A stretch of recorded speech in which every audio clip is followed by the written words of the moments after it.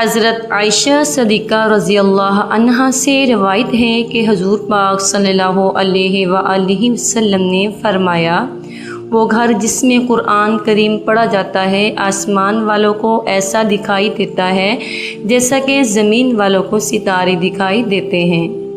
رسول کریم صلی اللہ علیہ وآلہ وسلم نے فرمایا، جو شخص روزانہ قرآن کریم کی 200 آیات دیکھ کر تلاوت کرے گا، اس کی قبر کے ارد گرد کے ساتھ قبر والوں کے حق میں اس کی شفاعت قبول کی جائے گی اور اللہ تعالیٰ اس کے والدین کے سر سے بھی عذاب ہلکا کر دے گا۔ سبحان اللہ۔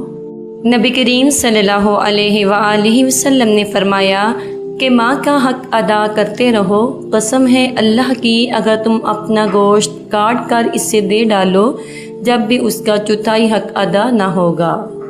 نبی کریم صلی اللہ علیہ وآلہ وسلم نے فرمایا، بہترین اخلاق یہ ہے کہ جو تم سے تعلق توڑے تم اس سے جوڑو، جو تمہیں محروم کرے اس کو عطا کرو اور جو تم پر ظلم کرے اسے معاف کر دو۔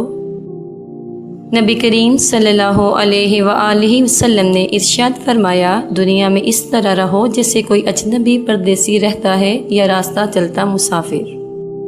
نبی کریم صلی اللہ علیہ وآلہ وسلم نے ارشاد فرمایا، اللہ تمہاری صورتوں اور اموال کی طرف نہیں دیکھتا بلکہ وہ تمہارے دلوں اور اعمال کی طرف دیکھتا ہے۔ رسول اللہ صلی اللہ علیہ وآلہ وسلم نے ارشاد فرمایا، اللہ تعالیٰ نے تم پر ماؤں کی نافرمانی کو حرام قرار دیا ہے۔ نبی کریم صلی اللہ علیہ وآلہ وسلم نے ارشاد فرمایا، جو اپنے والدین کو خوش کرتا ہے وہ اللہ کو خوش کرتا ہے اور جو آدمی اپنے والدین کو ناراض کرتا ہے وہ اللہ کو ناراض کرتا ہے۔ ام المؤمنین حضرت عائشہ رضی اللہ عنہا نبی اکرم صلی اللہ علیہ وآلہ وسلم سے روایت کرتی ہیں کہ آپ صلی اللہ علیہ وآلہ وسلم نے ارشاد فرمایا، جو شخص قرآن پڑھتا ہے اور اس میں ماہر ہو تو وہ بڑی عزت والے فرشتوں اور پیغمبروں کے ساتھ ہوگا، اور جو شخص اٹک اٹک کر پریشانی کے ساتھ پڑھے تو اسے دوہرا ثواب ملے گا۔ نبی کریم صلی اللہ علیہ وآلہ وسلم نے ارشاد فرمایا، ہر چیز کا دل ہوتا ہے، قرآن کا دل سورۃ الیاسین ہے، جو شخص سورۃ الیاسین پڑھتا ہے اسے 10 قرآن پڑھنے کا ثواب ملتا ہے۔ نبی کریم صلی اللہ علیہ وآلہ وسلم نے ارشاد فرمایا، جو تم سے تعلق رشتہ توڑے تو تم اس سے جوڑو، اور جو تمہارے ساتھ برا سلوک کرے تو تم اس کے ساتھ اچھا سلوک کرو اور حق بات کہو اگرچہ وہ تمہارے اپنے خلاف ہی کیوں نہ ہو۔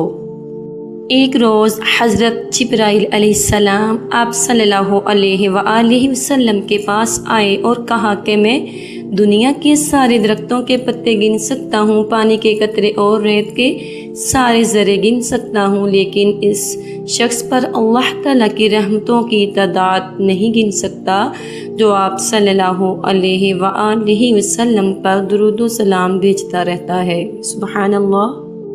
نبی کریم صلی اللہ علیہ وآلہ وسلم نے فرمایا، کیا تم جانتے ہو کہ غیبت کیا ہے؟ انہوں نے کہا، اللہ اور اس کا رسول ہی بہتر جانتے ہیں۔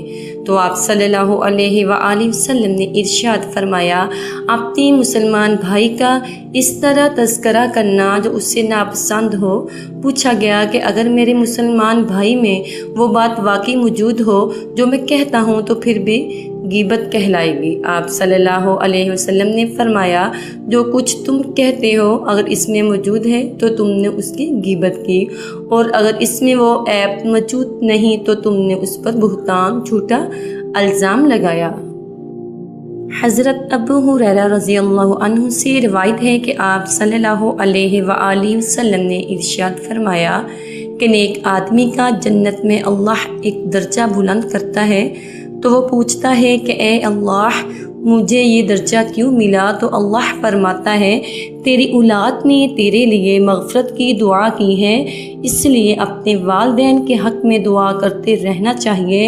اللہ سے دعا ہے کہ اے اللہ، ہمیں والدین کی قدر نصیب فرما اور ان کی بہترین اولاد میں شمار فرما، آمین ثم آمین۔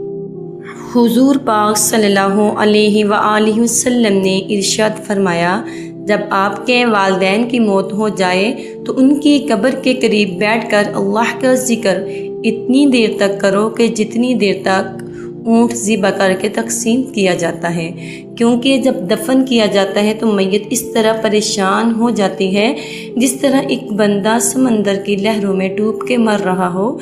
جب ذکر ہو رہا ہو تو میت پریشان نہیں ہوتی، بلکہ میت بہت خوش ہوتی ہے کہ میری اولاد نے میرا حق ادا کر دیا۔